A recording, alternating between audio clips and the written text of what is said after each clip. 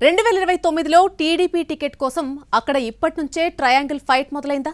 తొందరపడి ఒక కోయిల ముందే కూసింది అన్నట్టు ముగ్గురు ఆశావహులు పోటాపోటీగా నియోజకవర్గంపై పట్టు కోసం ప్రయత్నిస్తున్నారా?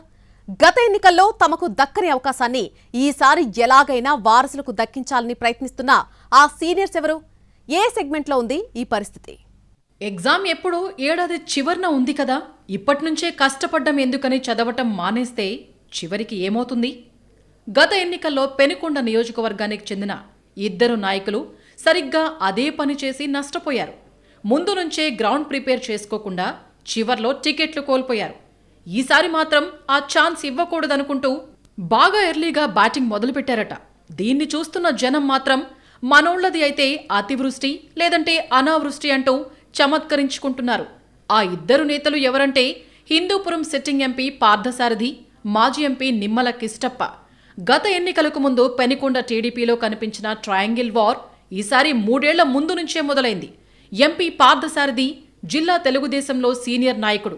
ఆయన సుదీర్ఘకాలం పాటు ఉమ్మడి జిల్లా అధ్యక్షునిగా కూడా పనిచేశారు. జడ్పీ చైర్మన్, ఎంపీ, ఎమ్మెల్యే ఇలా అన్ని పదవులు చూశారు. కానీ 2019 ఎన్నికల్లో కంచుకోట లాంటి పెనుకొండలో పార్థ ఓటమి తర్వాత ఆయన పొలిటికల్ కెరీర్ తల్లకిందులైంది. సొంత నియోజకవర్గంలోనే ఇబ్బందులు ఎదురయ్యాయి. మరోవైపు సరిగ్గా ఇక్కడే పార్టీలోనే సారథికి ఇంకో ప్రత్యర్థి ఉన్నారు. ఆయనే మాజీ ఎంపీ నిమ్మల కిష్టప్ప. కిష్టప్ప ఎంపీగా ఉన్న సమయంలోనే పార్థసారథితో విభేదాలు వచ్చాయి. 2019 ఎన్నికల్లో పెనుకొండ టికెట్ తనకే కావాలని ఆశించారు నిమ్మల, కానీ దక్కలేదు. 2024లో కూడా గట్టిగానే ప్రయత్నించారు మాజీ ఎంపీ. పార్టీ అధిష్టానం మాత్రం ఫైనల్గా వీళ్ళిద్దరికీ కాకుండా సవితకు ఇచ్చింది. ఎన్నికల్లో ఆమె భారీ మెజారిటీతో గెలవటం, ప్రస్తుతం కేబినెట్ మంత్రి అవటం చకచకా జరిగిపోయాయి. అయితే పోగొట్టుకున్న చోటే వెదుక్కోవాలన్న ఉద్దేశంతో ఎంపీ, మాజీ ఎంపీ చేస్తున్న ప్రయత్నాలు ప్రస్తుతం పెనుకొండ టీడీపీలో ఆసక్తికరంగా మారాయి. అదే సమయంలో వయోభారంతో పాటు పార్టీలో యువతకు ప్రాధాన్యం ఇస్తుండటాన్ని గుర్తించిన ఈ ఇద్దరు నేతలు ఈసారి తమ వారసుల్ని దింపాలని పక్కాగా ప్లాన్ చేస్తున్నారట. పార్థసారథి తన కుమారుడు సాయిని ఆల్రెడీ ప్రజలకు పరిచయం చేశారు. విదేశాల్లో చదువు ముగించుకున్న సాయి ఇటీవల వచ్చినప్పుడు జిల్లాలో గ్రాండ్గా వెల్కమ్ చెప్పి అందరి దృష్టిని ఆకర్షించారు. గతంలో సాయి చదువుకుంటూ తండ్రికి బ్యాక్గ్రౌండ్లో సపోర్ట్ చేశారు. కానీ ఇప్పుడు పార్టీ పరంగా తండ్రి తరపున రాజకీయాలను పూర్తిగా తానే లీడ్ చేస్తున్నారు. కార్యకర్తలకు దగ్గరగా ఉండటం, తమ వర్గం చేజారకుండా చూసుకుంటూ వారితో టచ్లో ఉండటం వంటివి చేస్తున్నారాయన. ఇటు నిమ్మల కిష్టప్ప కూడా తన వారసుల్ని రంగంలోకి దింపారు. ఆయన కొడుకు అంబరీష్కు ఇటీవల తెలుగుదేశం పార్టీ రాష్ట్ర కార్యదర్శి పదవి దక్కింది. కొద్ది రోజుల నుంచి అంబరీష్ యాక్టివ్గా ఉండడంతో తన అడుగులు పక్కాగా పడేలా ప్లాన్ చేసుకుంటున్నట్టు కనిపిస్తోంది.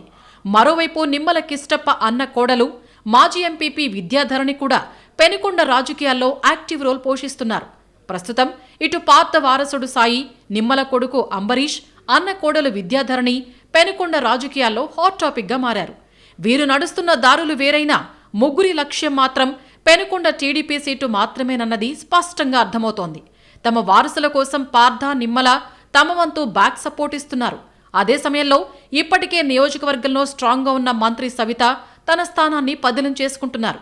ఒకవేళ నియోజకవర్గాల పునర్విభజన జరిగితే కొత్తగా గోరంట్ల ఏర్పడే అవకాశాలు ఎక్కువగా ఉన్నాయి.